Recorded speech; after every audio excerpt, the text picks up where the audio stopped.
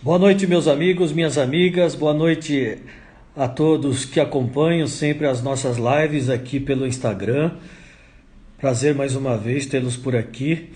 Vamos em frente. Vamos hoje conversar sobre futebol sobre um, um lado diferente, né? Do lado de quem administra futebol.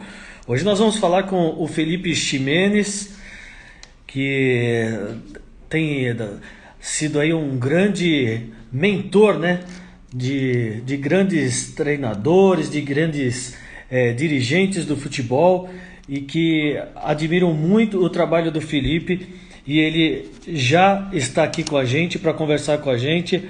Vamos fazer o convite aqui para o Felipe, porque temos muito o que conversar, falar um pouquinho sobre o trabalho que ele executa, que é muito bacana, tenho certeza, e que todos vocês vão gostar de ouvir muitas histórias aqui do Felipe.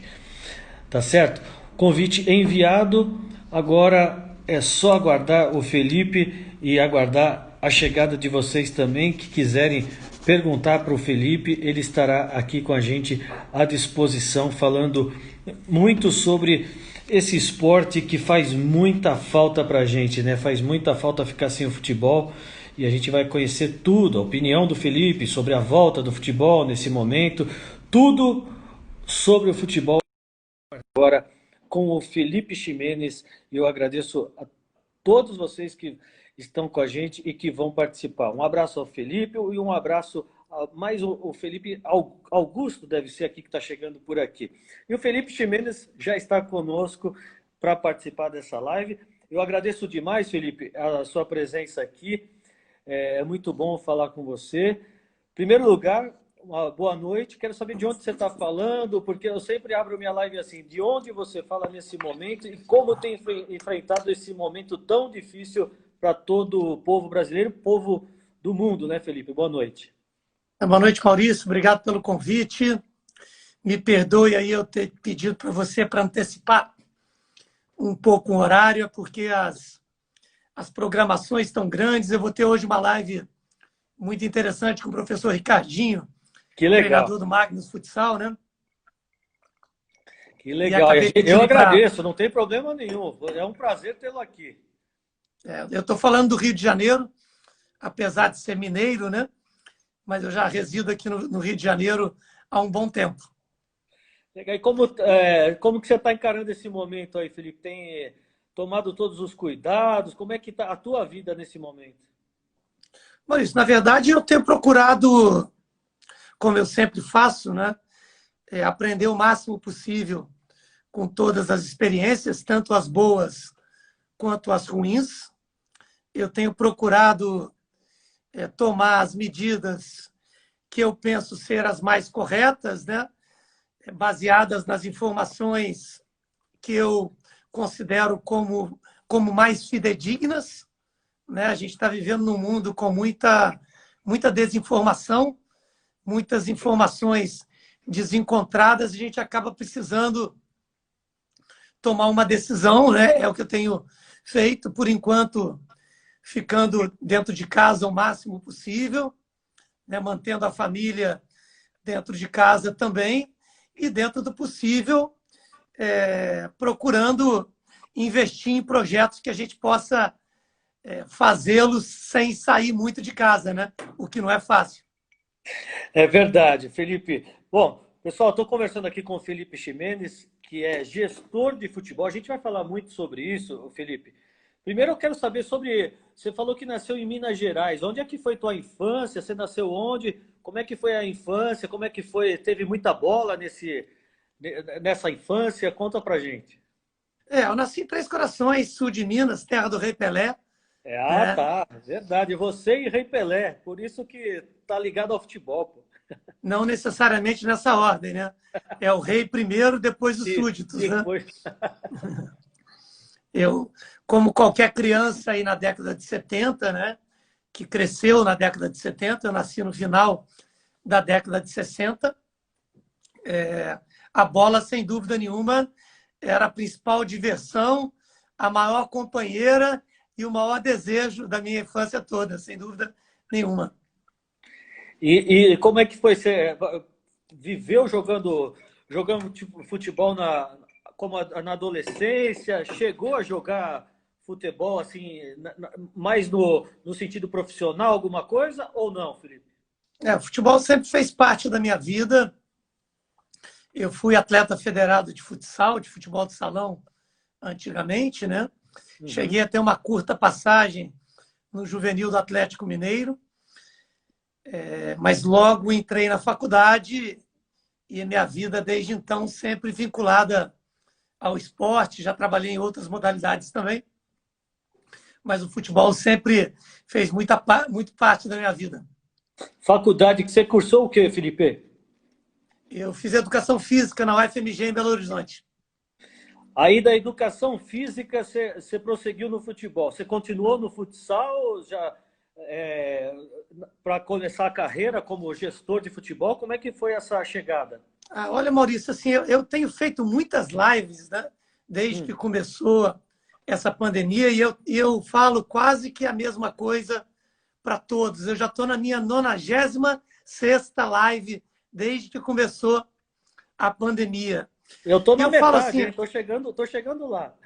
é, e eu falo, a construção de um gestor esportivo, ela não se dá de uma forma programada e planejada, ela é muito mais fruto da volatilidade do esporte, das oportunidades que nos aparecem, das derrotas que a gente sofre quando grandes sonhos que temos não são realizados e a gente acaba indo para um lado, indo para o outro, e a gestão ela sempre fez parte da minha vida desde cedo, e a chegada nessa função, vamos dizer assim, foi algo muito mais natural e espontâneo do que planejado e programado. Até porque a gestão esportiva não é uma profissão, é uma função, né? A minha profissão é educador físico, com Uhum. mestrado em educação. Então, a minha profissão é a educação física. Então, a gestão esportiva acabou sendo uma tendência natural dos caminhos que eu fui percorrendo dentro do esporte, né? Então, é muito difícil de eu falar e expressar, até porque são quase 40 anos de vida completamente dedicados ao esporte e a memória já não permite que eu crie histórias muito corretas cronologicamente, né? Então, tem muita coisa que eu já passei, muita coisa que eu já vivi, mas eu devo ao esporte tudo que eu conquistei ao longo da minha vida. Então eu já vou adiantar. Primeiro clube grande que você chegou como diretor de futebol. Aí dá para lembrar, né? Não, isso eu trabalhei no Vasco da Gama, né, mais de 20 anos atrás, né? Tá. Mas vindo de um projeto de voleibol, antes disso, eu já tinha trabalhado no estado de Minas Gerais, no Valério Doce, uma equipe de Itabira. Mas mesmo depois de trabalhar como gestor, eu trabalhei como auxiliar técnico, como analista de desempenho, como supervisor, como gerente. Quer dizer, é sempre um processo muito, eu não diria de altos e baixos, mas Uhum. passando por diversas funções, né? Tá. Aí você tem diversas funções, e aí no Vasco foi o primeiro clube assim, grande, como você falou, com futebol foi o primeiro. Aí começou a sua Sim. carreira de diretor de futebol, sempre ali ligado ao Rio de Janeiro. Você foi do Vasco, foi do Flamengo, foi do Fluminense. Como é que a tua passagem no Vasco quando foi? No Rio de Janeiro, eu trabalhei nas 4 equipes. No Foi Botafogo também. do Vasco de 99 até 2003. Tá.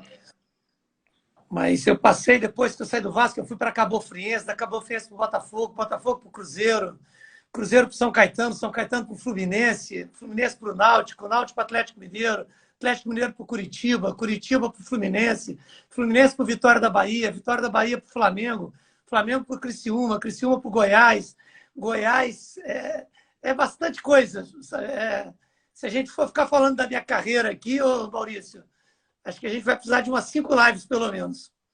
Bacana.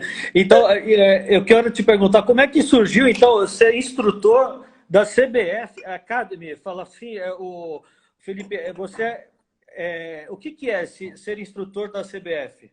Conta um pouquinho para Então, a gente. na verdade, Quem são pode cursar? cursos. Na verdade, são cursos Hum. que a CBF criou a partir do ano de 2009 para capacitar os profissionais que trabalham como treinadores de futebol aqui no Brasil. E eu fui convidado e, desde então, foram mais de 2.000 treinadores capacitados pela, então, Escola Brasileira de Futebol e hoje CBF Academy, né, que são cursos de capacitação e certificação para treinadores de futebol nas licenças C, B, A e Pro. É uma maneira que a Confederação Brasileira encontrou de capacitar os seus treinadores de acordo com o que a UEFA, a entidade que representa o futebol europeu, capacitava os seus treinadores para que a gente pudesse ter condições de que profissionais nossos trabalhassem em mercados estrangeiros. Foi uma boa iniciativa da CBF, que já dura mais de 10 anos e faz com que treinadores possam exercer suas funções, não só no Brasil, mas como em outros países.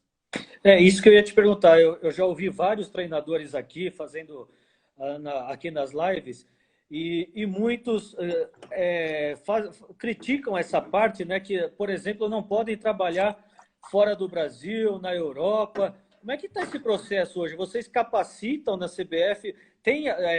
Também tem nesse curso alguma coisa que faça esses treinadores que eles possam treinar alguns clubes na Europa? Como é que está esse processo, Felipe? Na verdade, são dois pontos, né, Maurício? Primeiro, o futebol brasileiro ele saiu muito atrás neste processo de certificação e capacitação dos seus profissionais. Naturalmente, o reconhecimento dos cursos feitos e oferecidos pela CBF, eles levam um tempo até que o mercado todo reconheça estes cursos como cursos certificados que habilitem os seus profissionais a trabalharem em outro mercado. Este é um processo que leva tempo, está acontecendo. Agora tem pouco tempo que o próprio mercado brasileiro está exigindo que os próprios treinadores brasileiros sejam certificados. Né? Essas certificações são certificações parecidas com uma OAB para um advogado ou um CRO para um odontólogo ou um dentista. Né? Então, são certificações que, naturalmente, com o passar do tempo, elas vão ser reconhecidas não só no mercado interno, como no mercado externo. Eu acredito que esse processo que cabe à CBF lutar por essa equiparação está em andamento. Acredito que em breve o treinador brasileiro já possa ser reconhecido em outros mercados através dessa certificação. Isso, naturalmente, daqui a pouco tempo, vai ser algo muito natural para qualquer pessoa que trabalhe no futebol. Eu costumo comentar, quando você entra num consultório médico, você não pede um diploma de médico para o doutor, porque já está intrínseco que quem está lá se apresentando como tal se graduou para isso. Até pouco tempo atrás, qualquer profissional de qualquer área poderia ser um treinador de futebol. Hoje, aqui no Brasil, está começando a ter um processo onde, daqui a poucos anos, para ser treinador de futebol, você precisará ter os cursos oferecidos pela CBF. Daqui a 10, 15 anos, ninguém vai mais nem perguntar se as pessoas têm esse curso, porque vai ser algo absolutamente natural e intrínseco da profissão. E compreende quais clubes? Qualquer clube que vinculado à CBF, o treinador, por exemplo, ele vai procurar a CBF. Hoje, quem que pode fazer esse curso, Felipe? Eu tenho que ter um curso de educação física necessariamente? Como é que é isso? Na verdade, hoje, o caminho formativo da CBF ou o profissional tem que ter um terceiro grau completo, seja em qualquer área de atuação, ou ter comprovadamente ter sido um atleta ou treinador em competições filiadas à CBF por pelo menos 5 anos. Essas são as exigências que a CBF está fazendo, entendeu? Ultimamente, todos os treinadores têm procurado a CBF para fazer cursos? Eu sei que tem sido bem elogiado o curso, os cursos têm sido bem elogiados. Como é que está isso nesse momento? Bom, nesse Então, momento não, porque deve estar parado nesse momento, mas... Já são mais de 2.000 profissionais que foram capacitados, né? Que acontece? Naturalmente, com o passar do tempo, todas as competições, desde a Série A, Copa do Brasil, até para a Série B, Série C e campeonatos estaduais, vão começar a exigir esse tipo de certificação para os profissionais. O que, na minha opinião, é algo muito positivo para todos aqueles que trabalham com futebol. É natural que você queira o melhor nível dos profissionais que trabalham no esporte. E para isso precisa ter os caminhos formativos da CBF. E isso vem, tudo que vem desses cursos vem de fora, né, Felipe? Vem principalmente, como você disse, da UEFA. Quando a gente ouve falar que no Brasil, alguns treinadores estão ultrapassados, então, talvez até porque tem uma idade um pouquinho mais avançada, assim, passaram de 60, sei lá, e não se reciclaram. É mais ou menos assim, também aí a CBF também vê isso, esse curso também é voltado para fazer com que esses treinadores possam eles ficarem mais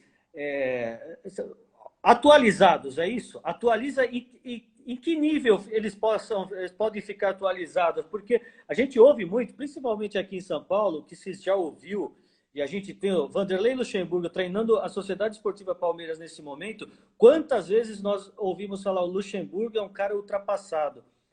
Minha opinião, não é. Onde se baseia nisso para dizer que um técnico é ultrapassado? Você consegue explicar?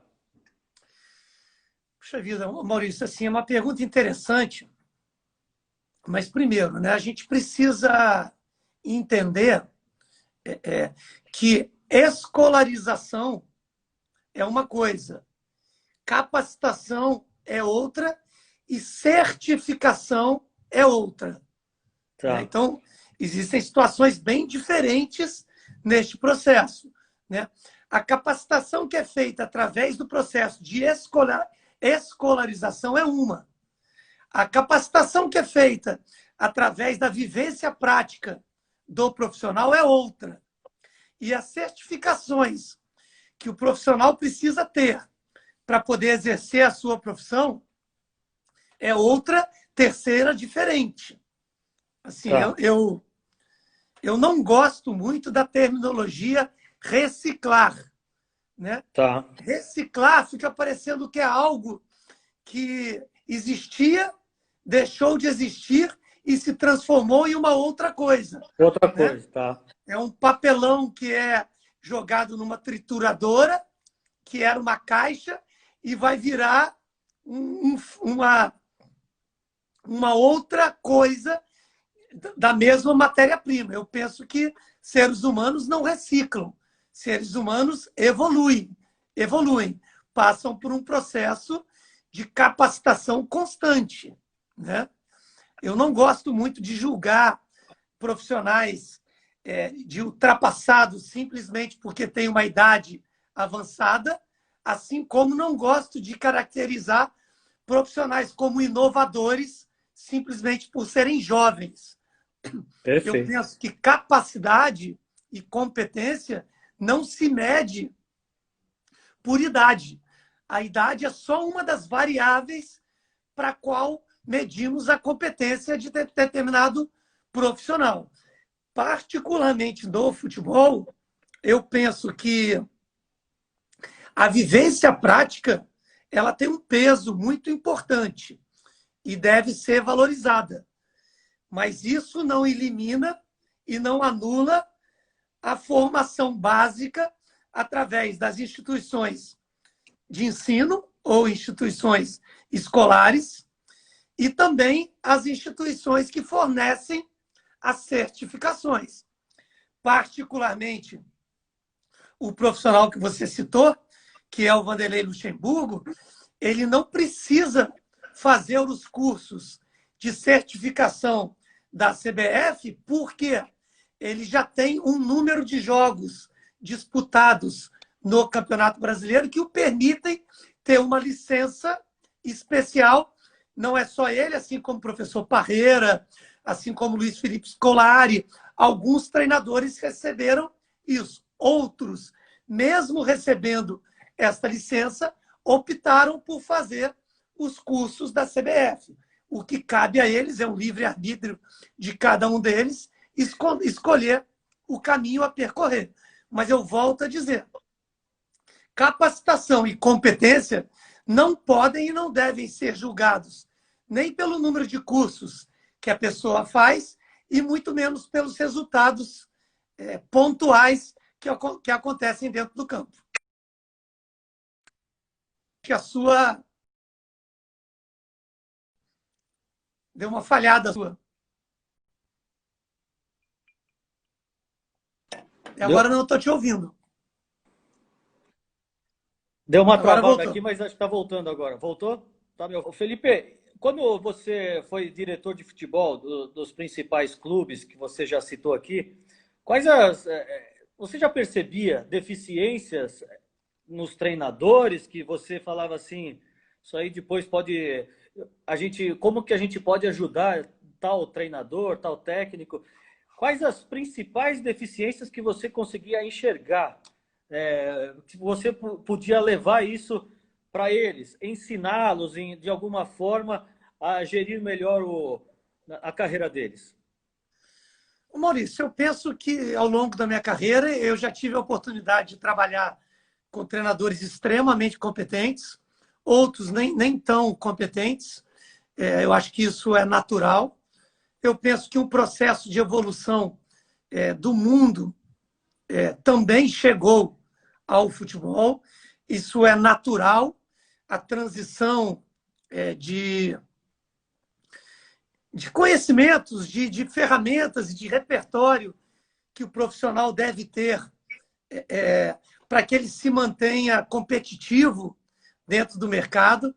A chegada de novos profissionais em qualquer área é algo que a gente precisa assimilar.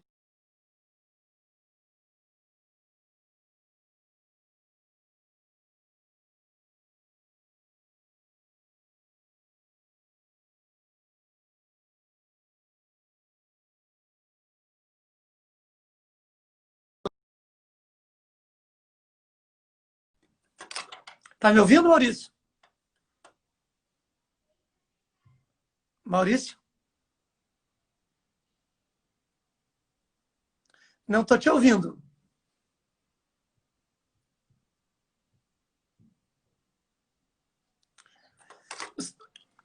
Eu não estou te ouvindo.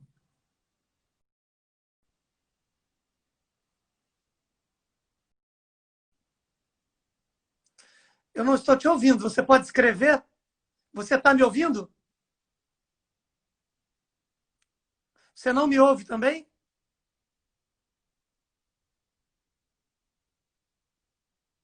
Você vai sair e vai voltar?